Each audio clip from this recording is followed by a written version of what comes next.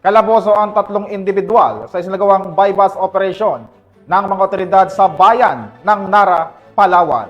Ang buong detalye ng balita mula kay Patrolwoman Abby. Kulungan ang bagsak ng 3 individual kabilang na ang isang waitress sa ikinasang joint buy-bust operation ng Nara Municipal Police Station at Palawan Philippine Drug Enforcement Unit sa Barangay Antipuluan, Nara, Palawan nitong ika-14 ng Enero taong kasalukuyan.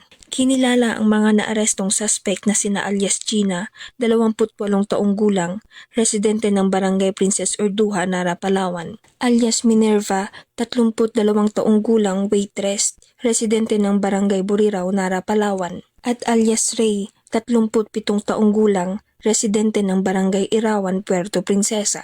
Ayon sa investigasyon, nabilhan ng mga ito ng isang pakete ng shabu at nakuha pa sa kanilang pangangalaga ang 4 pang pakete at may kabuuang halaga ng 77,880 pesos. Samantala, nasa kustudiya na ng pulisya ang mga suspect at mahaharap sa kasong paglabag sa Republic Act 9165 o ang Comprehensive Dangerous Drugs Act of 2002. Ang matagumpay na pagkakahuli ng suspect ay bunga ng pagkakaisa ng kapulisan at mamamayan na masawata ang pagyabong ng droga sa ating bansa sa tulong ng programang Buhay Ingatan Droga'y Ayawan ni Pangulong Ferdinand Bongbong Marcos Jr.